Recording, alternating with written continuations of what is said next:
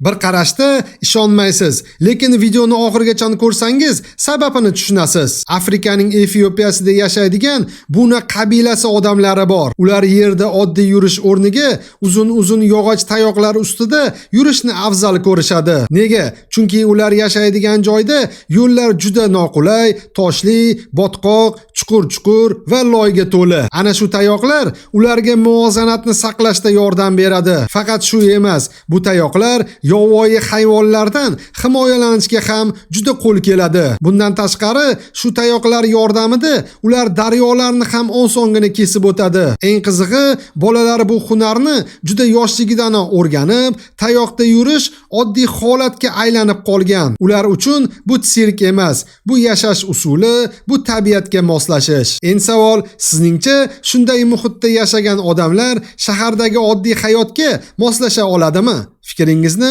kommentariyada yozib qoldiring.